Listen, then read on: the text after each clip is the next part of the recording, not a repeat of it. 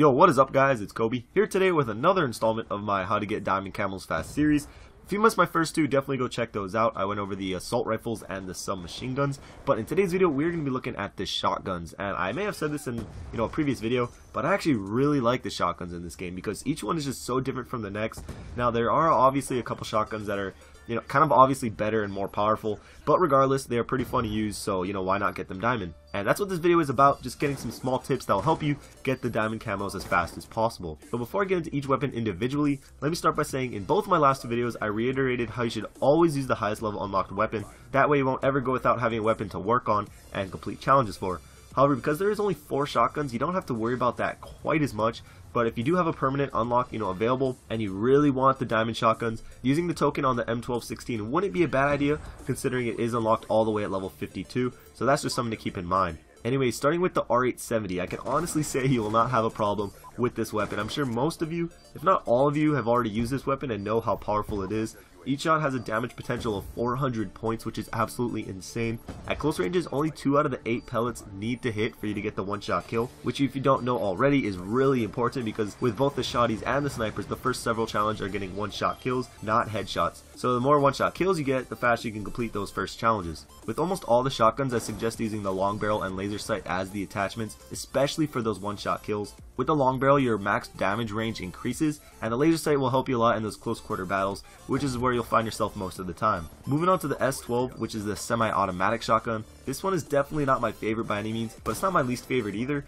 The shotgun is pretty good, but when you're going for specific camo challenges, which is what this video is about, the weapon can sometimes annoy me. But regardless, I find long barrel and laser sight the best 2 attachments for this weapon as well. Getting one-shot kills with this weapon isn't too bad, but one suggestion would be actually to aim down the sights. A lot of people just try to hip fire just because it's a shotgun. It shoots 8 pellets and that's just what we're accustomed to. But unless you're really close to your opponent, aiming in will help you get way more one-shot kills, especially once you hit that medium range area. However, once you finish the one-shot kill challenge, just spray like a madman. Really take advantage of its semi-auto abilities, because when you're not having to get one-shot kills, it's actually a pretty good weapon. Now the KSG. This is definitely my favorite shotgun. A lot of people like to call it overpowered, but the fact is you get one shot, and if you miss that shot, you're probably going to get killed unless your opponents just are terrible. But the accuracy on this thing is ridiculous. If you aim at a wall and keep shooting, each slug will hit the exact same spot. So when using it in the game, if you have a good shot, you can do very well with it. Now for attachments, this is the one shotgun that I like to use. 3, the long barrel and laser sight of course, and the red dot. Now the red dot is completely personal preference. If you like the iron sights, use them. You get 2 extra points to put towards something else, but me personally, I don't like them, so I use the red dot. With long barrel on this thing, your one-shot kill range is incredible. It feels like a medium range encounters are one-shot kills as well, and that helps you a ton. Not being limited to close range fights like a normal shotgun, you're a lot freer to move around the map, wherever you please. As for laser sight on this thing, I shot at a wall and the slug goes directly down the center of your crosshairs, which is also crazy, but there are 2 things that you should not do while using this gun. The first one is change position while or even right before you shoot, whether that's drop shotting, or even a lot of people tend to crouch right when they shoot, but for some reason it makes your slug go in some random direction and you're left wondering why it didn't hit.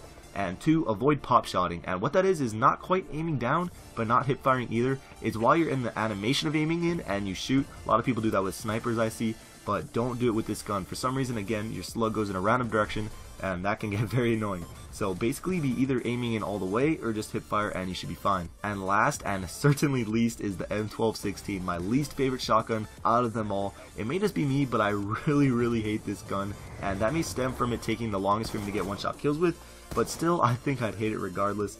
For this gun, I would recommend the long barrel and laser sight as the attachments as well.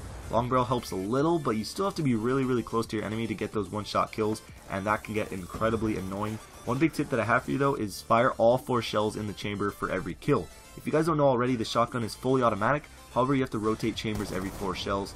And that time, while you're rotating chambers can get you killed a lot if you aren't paying attention. That's why I say use all 4 shots for every kill, so you're never left with only 1 or 2 shots left, and then you have to rotate chambers in the middle of a gunfight. Another mistake I see made when you're going for one-shot kills is people only shooting 1 shell at a time. But you have to realize is that if that 1 shot doesn't kill him, you're pretty much dead.